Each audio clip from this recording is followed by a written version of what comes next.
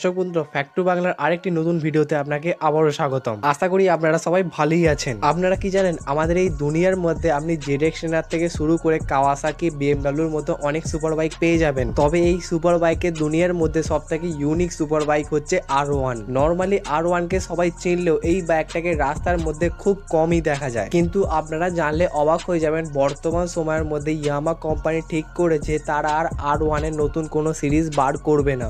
মানে আপনি যদি পরবর্তীকালে ইয়ামাহা R1 কে কিনতে যান তাহলে আপনি সবসময় ওল্ড মডেলই পাবেন, নিউ মডেল কিচ্ছু পাবেন না। কারণ ইয়ামাহা কোম্পানি সিদ্ধান্ত নিয়েই নিজে তারা R1 এর মধ্যে আর কোনো নতুন আপডেট নিয়ে আসবে না। কিন্তু ভাই এখানেই ভাবার বিষয় হলো অন্য সব সুপার বাইক কোম্পানিরা নিজের বাইকের মধ্যে নতুন নতুন আপডেট নিয়েই আসতে থাকছে, অথচ ইয়ামাহা কোম্পানি কেন নতুন আর সুপার বাইক বানাতেই চাইছে না। এমনিতে ইয়ামাহা কোম্পানির সাথে কি কোনো খারাপ কিছু হচ্ছে যার জন্য তারা সুপার বাইক বানাবে না? জেনে নেবেন আজকের এই ভিডিওর মধ্যে। তবে প্রত্যেকবারের মধ্যে যদি ভিডিও দেখে ভালো লাগে তাহলে শেয়ার, সাবস্ক্রাইব এবং লাইক করতে একদম ভুলবেন না, কারণ এই চ্যানেলটির মধ্যে আমরা নিত্য নতুন ফ্যাক্ট আপলোড করতে থাকি। তো বেশি দেরি না করে আজ ভিডিওটাকে শুরু করা যাক। দেখুন দর্শক বন্ধুরা, মার্কেটের মধ্যে যখন 1999 সালে ব্ল্যাকবার্ড মানে সুজুকি হায়াবুসাকে প্রথম লঞ্চ করা হয়েছিল, এই বাইকটাকে আপনি সুপার বাইকের দুনিয়ার মধ্যে সব থেকে বড় আতঙ্ক বলতে পারেন। কারণ এই বাইকটার মধ্যে এতটা বেশি শক্তি ছিল, তখনকার টাইমে দুনিয়ার মধ্যে এমন কোনো বাইক বেঁচে ছিল না যে এই বাইকটা ওকে হারায়নি। মানে সুজুকি হায়াবুসার মধ্যে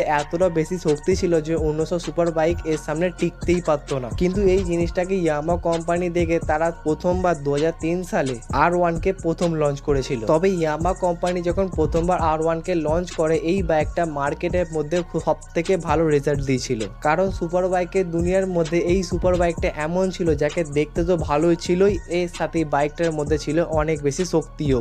যেমনই এই বাইকটার মধ্যে কোম্পানি ব্যবহার করেছিল 998 সিসির inline 4 cylinder liquid cooling engine. বর্তমান সময় ইয়ামাহা কোম্পানি R1 এর মধ্যে আপডেট দিয়ে বর্তমান সময় ইয়ামাহা R1 কে সব থেকে ভালো দেখতে এবং লুকসের ব্যাপারে সব থেকে ওয়াও। বাট ওয়েট এত কিছু পাওয়া সত্ত্বেও কেন কোম্পানি বলছে আমরা নতুন R1 আর বানাবো না? এর পিছনে আসল রিজনটা কি জানে? সেটা হচ্ছে আমাদের ইন্ডিয়ান গভর্নমেন্ট। দেখুন 1999 থেকে 1910 সাল পর্যন্ত ইয়ামাহা R1 এর মধ্যে একটা সিঙ্গেল আপডেটও হয়নি, এবং 2010 সালের পরে ইয়ামাহার মধ্যে শুধু ডিজাইনকে চেঞ্জ করেছে এবং হালকা পাতলা ইঞ্জিনের মধ্যে চেঞ্জ করেছে। তবে আমাদের ইন্ডিয়ার গভর্নমেন্ট থেকে যখন BS6 এর মডেলকে লাগু করে দিল, তখন কোনো রকম ভাবেই সম্ভব ছিল না যে ইয়ামাহা কোম্পানি দ্রুতভাবে R1 এর মধ্যে আপডেট দিয়ে BS6 এর মডেলকে লঞ্চ করবে। কারণ ইয়ামাহা কোম্পানির কাছে BS4 এর মডেলটা অ্যাভেলেবেল ছিল। তো ইয়ামাহা কোম্পানি R1 কে বিক্রি করতো তারা BS4 এর মডেল। তবে 2022 সালের মধ্যে ইয়ামাহা কোম্পানি R1 এর মধ্যে আপডেট দিয়ে বাইকের মধ্যে BS6 এর মডেলকে অ্যাভেলেবেল করেছে, সাথে বাইকের ডিজাইনকে আরো বেশি ভালো বানিয়েছে।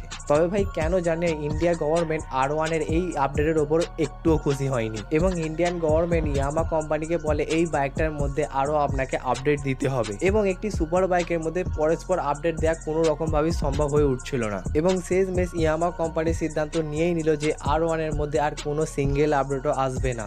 এবং ইয়ামাহা কোম্পানি সুপার বাইকের বদলে তাদের যে লো স্টেটমেন্টের বাইকগুলো আছে তাদের উপর সব থেকে বেশি করে ফোকাস দেবে, যাতে এই বাইকগুলো মার্কেটের মধ্যে যেন এগিয়ে যেতে পারে। তবে এর পিছনে সিদ্ধান্ত নিয়েছে, তবে এখন সঠিকভাবে বলা যাচ্ছে না যে ইয়ামাহা R1 এর মধ্যে আপডেট আসবে কিনা। তবুও জানতে পারলে আপনি সব থেকে আগে জানবেন যদি আমরা চ্যানেলটিকে সাবস্ক্রাইব করে থাকেন। বাকি ভিডিওটাকে পছন্দ হলে ভিডিওটাকে কমেন্ট করতে একদম ভুলবেন, সাথে আমাকে ইনস্টাগ্রাম, ফেসবুক এবং হোয়াটসঅ্যাপ ফলো করতে একদম ভুলবেন না।